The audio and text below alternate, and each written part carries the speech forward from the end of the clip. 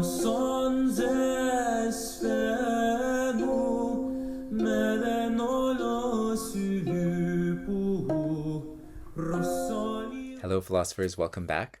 In this second episode, we're going to look together at Plato's defense speech of Socrates beginning around 24b.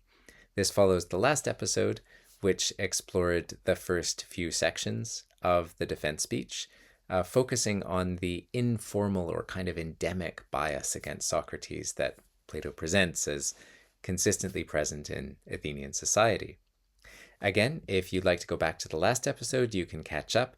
You'll also find the reading guide that's on the left for download on patreon.com/delphicphilosophy if you'd like to have it, or you can just read along through the video. And please add some comments. And if you have any questions, I'll do my best to answer. So let's pick up at 24b. Again, at the very beginning of the speech, Socrates distinguished the old kind of implicit accusations against him from the new formal writ. The formal writ that is brought by private prosecutors against Socrates focuses on a charge of impiety or asabeia. This was a really tricky cause for prosecution to pin down in 5th century Athens.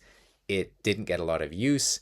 It was sort of meant for things like misusing a temple, but it did get extended to these sorts of odd cases. For example, Anaxagoras, the friend of Pericles, he was also a natural philosopher and argued that perhaps the sun, rather than being a deity, was a burning stone or natural phenomenon. He was charged with impiety, but it was kind of presented as a superficial pretext for getting at one of Pericles' allies. And similarly here, Socrates is formally charged with impiety, which is a big deal because it is potentially a capital charge. He could be executed if found guilty. But as we've seen before, Socrates also sees it as a kind of pretext that the writ has been brought by communities that he has offended in Athens for other reasons.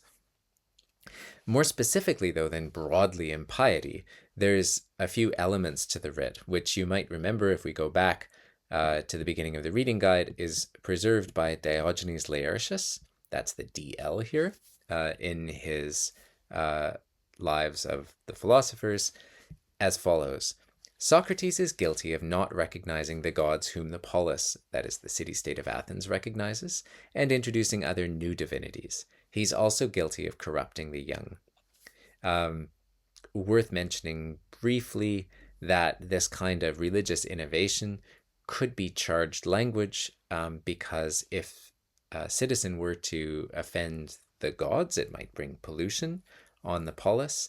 So it's more that kind of concern, almost in a context of orthopraxy, than a kind of orthodoxy concern that we might recognize from some other religious contexts. Secondly, about corrupting the young, Socrates has already alluded to this a little before in the section I called his autobiography, from about 20 to 24, because young people like to follow him around and imitate him when he embarrassed rich, powerful, wealthy politicians and poets and craftspeople. And it's this gang of imitators who are also skeptical proto-philosophers that are really getting on everybody's nerves when they talk about corrupting the young.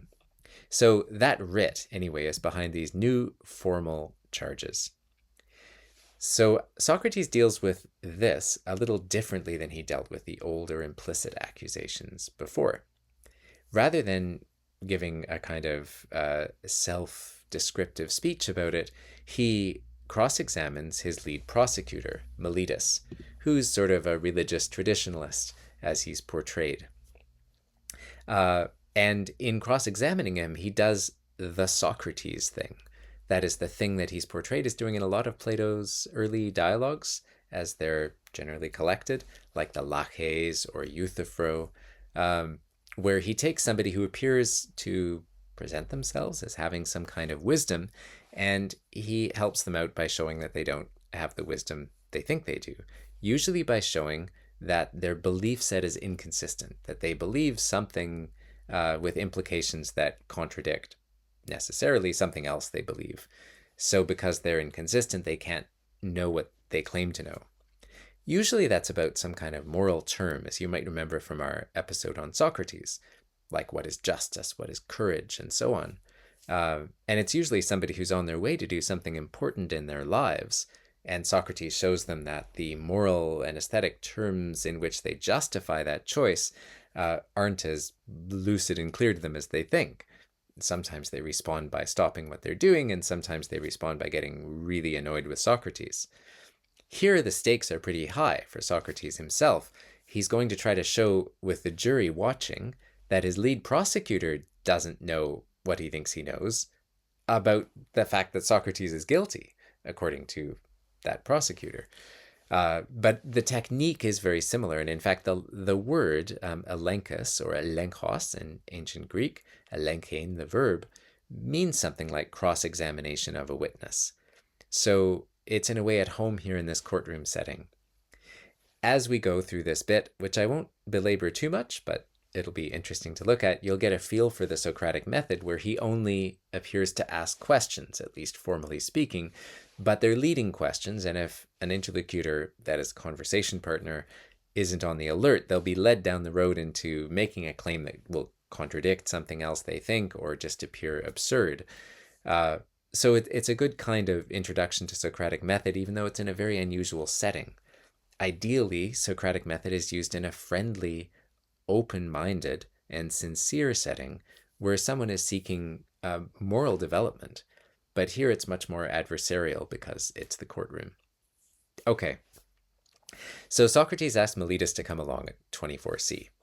And again, he's going to try to show the jury, doing the Socrates thing, that Meletus is not as clever and wise as he thinks he is about the things he's charging Socrates about.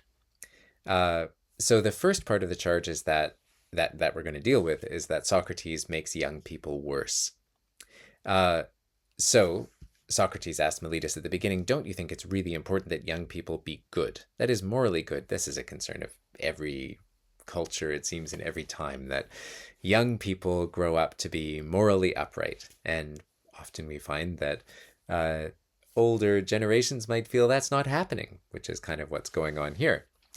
However, of course, Meletus agrees, yes, young people should be as good as possible. Socrates, if you've read some other Platonic dialogues, you'll know, cares deeply about this too. He thinks education of the young is absolutely fundamental and should be recognized as foundational in every society. Education is arguably his main concern. So he's really on board with that too. But since Meletus claims to have wisdom about who's making the young people bad, namely Socrates, he must also have wisdom, implicitly assumed, about what it takes to make them good. That's what this is going to turn on, this first bit of cross-examination. So Socrates asked him, hey, you got to know about this, so tell me, who makes young people good, since you know who makes them bad? And Meletus doesn't have an answer up front, which is a bit embarrassing, suggesting he doesn't maybe come off as knowing as much about this as he claimed, but he tries a few answers. First of all, the laws. Okay, by the way, the laws will be personified later by Plato in the Crito, so this is kind of an interesting answer, but Socrates rejects it here. Yes, the laws are great, but that's not a person who's educating. Try again. So his next answer is these jurymen, the people who are on the jury. That's a clever answer. Incidentally, what he's kind of getting at here is not just those 501 Athenian citizens who are going to pass judgment, but they serve in their role as representative of the entire Athenian democracy. All the, in this case, adult citizen men who can vote. So he's saying a very patriotic thing in a democracy, not just a representative democracy like many of ours today, but a direct democracy, where the majority of people are the final authority. Their vote in the assembly determines policy and the course of action of the state. He's just saying, in a democracy, the majority of people, in fact, we the people, you might say, to pick up the American phrase, for instance, are wise. It's pretty hard to argue with that. If you, of course, if as a member of the Athenian jury, hard to argue with it because you're hopefully in favor of Athenian democracy as a constitution. But Socrates has follow-up questions, doesn't he? So What do you mean? Do you mean all of the jury here, and by extension, all the citizens, are able to educate the young people? Yes, of course. So Meletus's very keenness to get the jury on board drives him to a pretty extreme answer here, because he goes on to say, yeah, all of them. He doesn't want to say, well, Lysias over there, yes, but not so much Polemarchus. I don't know about it. So he says all of them. But this is just getting him into a bit of a deeper problem, because it's going to seem absurd in a minute. Socrates says, that's great. That means like everybody makes the young people better. Oh, what about the people who aren't on the jury, who belong to the rest of the citizens? Yes, of course. And the member of the council, yes. And the assembly, that is, again, he's making explicit here Meletus's implicit background thoughts. The jury, everybody, they just represent the whole democracy. Everybody, all the citizens make young people good, except for Socrates. That's the implication. Yes, that's right, Meletus says. That's exactly what I mean. Everybody makes young people good except for you. So it's pretty good to score points against Socrates, but Socrates suggests that this seems a bit odd or counterintuitive, and he'll give some examples to suggest why. What he does to give examples, by the way, is interesting, because he draws examples from ordinary crafts that would be familiar to people, like taking care of horses. And we know of other sources that say Socrates did this all the time. He's always drawing on ordinary crafts. After all, he grew up as a relatively poor craftsperson in the marketplace. He spent a lot of time in the shoemaker's stall using examples from leather cutting to apply to philosophy. So this is very Socratic too. So he says, okay, everybody in the city makes the young people good except me. That's sort of odd, because imagine it was horses. Would it be true that everybody makes the horses better, but one person makes them bad? Or is it the other way around? One person makes them better, the expert in horsemanship and horse breeding. But most people actually make them worse and don't know what they're doing. Isn't that true? It's a lot easier to make them worse, a lot harder for education to be done well than to be done poorly. And Meletus sees where he's going with this and doesn't want to answer. But Socrates says, it's pretty implausible that I'm the only one who makes the youth bad and everybody else makes them good. Now, this is not a particularly strong argument. It's not meant to be decisive, but what it does is show that Meletus hasn't thought the issue through, though he's brought charges that he'd like to see result in Socrates' death. So that's what's kind of embarrassing here. It's just to show that he hasn't really thought this through as much as perhaps he should. Now we get to the second argument. Is it better for somebody to live among good or wicked fellow citizens? And this is picking up the assumption under making the young people worse, that what worse means here is morally worse. Corrupting them, a charge often laid against the sophists, is making them more selfish, greedy, violent, and harmful. So Socrates is saying, does anybody really want to live among greedy, harmful, selfish, and violent people? And the upshot is, of course, no. Nobody wants to be harmed. No one wants to live in a worse society. Now, there's a next step in the chess he's locking Meletus into. Do you accuse me of corrupting the young on purpose? Well, on purpose. He can't say doing it by accident or unwillingly, because he's trying to get Socrates executed and certainly found guilty. So as a result, in the conclusion, Socrates says, well, do you really think I want to make all the young people of the city morally worse so that I live in a more violent and harmful society, and I'm doing that on purpose? No, that doesn't seem plausible at all. So this can't be true. Either I don't corrupt the young, or if I do, it's unwillingly. Now, this unwillingly is going to be important. It doesn't really mean against my will so much as involuntarily, not on purpose. And it leads us to an important Socratic conviction that nobody does wrong or causes harm on purpose, which is quite counterintuitive and something we'll address in another episode. where Socrates gets into this view more. But basically, Socrates thinks, a bit counterintuitively, and it's implicit here, that if anybody does harm or causes bad, they think they're doing good. Now, their idea of what's good might be quite confused. Maybe they think all kinds of pleasures are good, or they think fame is good, or whatever. They're willing to do anything to get it. Okay, they might be wrong about what's good, but they think they're doing good. They're doing what seems good to them. And for that reason, Socrates is convinced that when people do wrong, what they really need is education, coming back to this kind of core theme. So this is implicit here because he's saying, look at me. If you're sure, Meletus, that I'm making everybody bad, this is again a second separate argument from the first one. If you're sure I'm making everybody bad, then I've got to not really be intending to do that, to make everybody around me more violent and harmful, because I'll suffer the consequences. I must be making a mistake. So look, what I need from you isn't a guilty charge for execution and punishment. What I need is education, just like any wrongdoer. So that's the contrast between punishment and instruction that he makes here. And it points to this much deeper Socratic moral conviction that nobody causes harm on purpose. Everybody thinks they're doing right. This is particularly clear in the Protagoras, even if actually they are causing harm. But how we repair that is not punishment in most cases, but of course stopping them from doing the harm and then adding education so they can learn what is truly good. Okay, so just going back, we've dealt with two issues here. So we've had the argument through leading questions that Meletus doesn't really understand this business about who makes people better or worse. So he hasn't thought it through because he doesn't know who makes people better. It's not plausible that only one person makes them bad because it's pretty hard to educate well.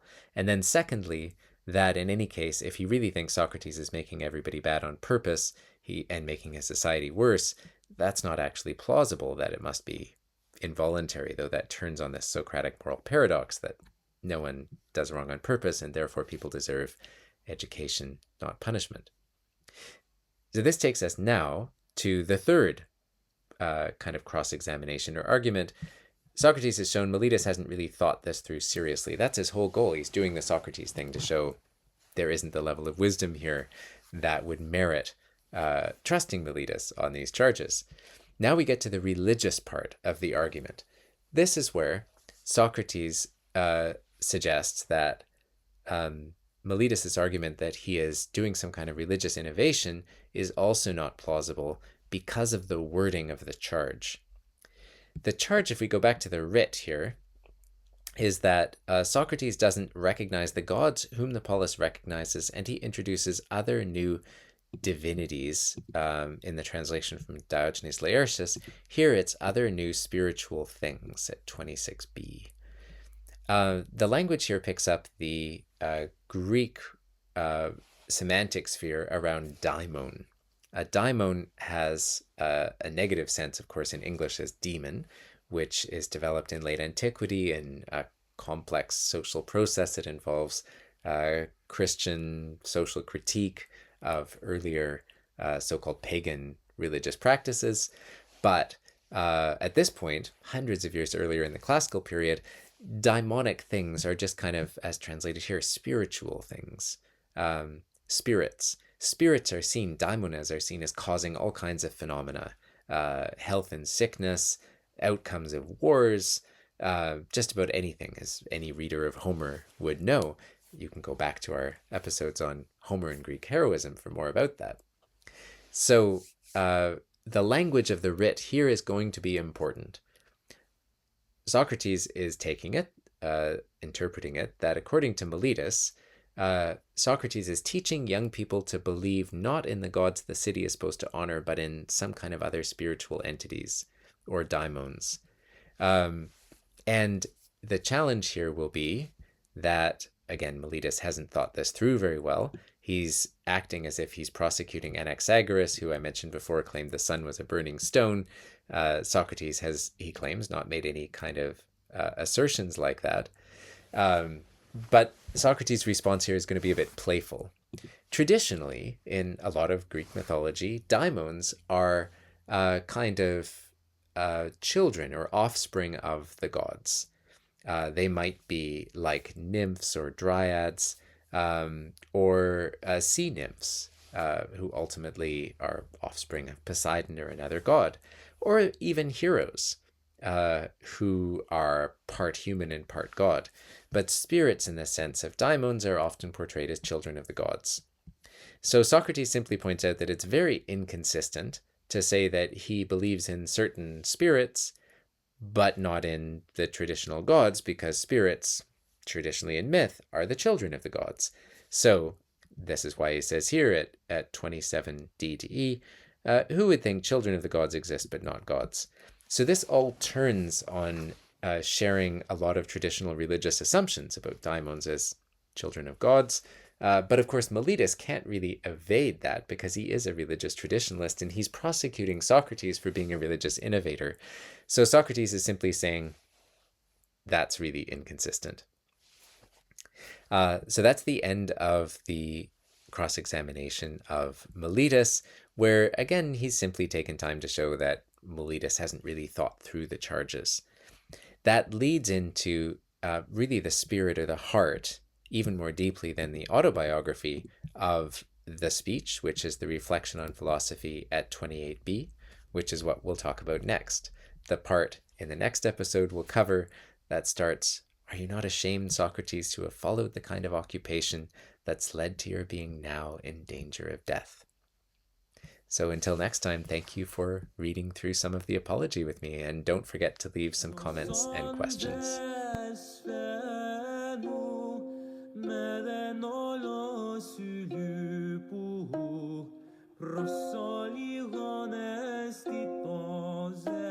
Totelos o chronos